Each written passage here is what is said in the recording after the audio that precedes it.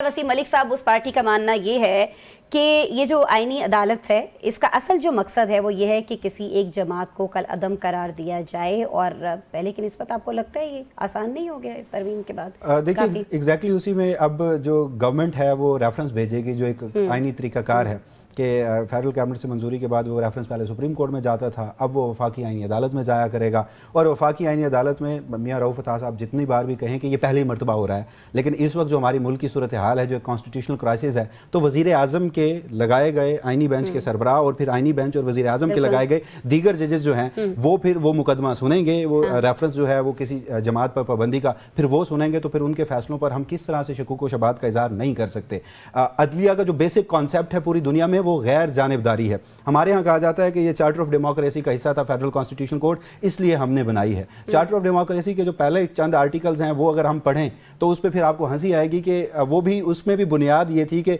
General Musharraf जो कि एक डिक्टेटर थे, उनकी जानिब से जो इकदाम किए गए थे, आइन में जो तरामीम की गई थी, उनको हटाने के लिए एक सर्टन टाइम पीरियड के लिए आपने वो चार्टर ऑफ डेमोक्रेसी में वफाकी आईनी अदालत लिख दी। पीपल्स पार्टी ने उसके बाद सिर्फ एक मिनट 18वीं आईनी तरमीम की, इतनी डेलिब्रेशंस के बाद की, कहाँ थी वफाकी आईनी अदालत? उसके बाद PMLN की गवर्नमेंट आई, PTI की गवर्नमेंट आई, और फिर आप एक दहाई के बाद आपको वफाकी आईनी अदालत उस वक्त याद आ रही है कि जब इस तरह की ख्वाजा आसिफ साहब ऑन रिकॉर्ड ये कह चुके हैं कि जस्टिस मंसूर अली शाह अगर चीफ जस्टिस बने, इन्होंने 26वीं तरमीम से पहले कहा कि अगर वो चीफ जस्टिस बने तो वो 8 फरवरी के इंतखाबात को खोल देंगे, लिहाजा हमने तो ये किसी सूरत नहीं होने देना। और मियां रऊफ अता साहब अगेन बहुत मोहतरम है हमारे लिए, उन्होंने कहा कि सियासी जमातें अपनी ज़रूरतों के मुताबिक कॉन्स्टिट्यूशनल अमेंडमेंट करती हैं, तो क्या सियासी जमात अपनी ज़रूरत के लिए कॉन्स्टिट्यूशनल अमेंडमेंट करेगी? ज़रूरत के लिए सियासी जमात, तो फिर दीगर सियासी जमातों को उसमें क्या फ़ायदा होगा? आइन हमेशा आवाम के लिए होता है, शख्सियात के लिए नहीं।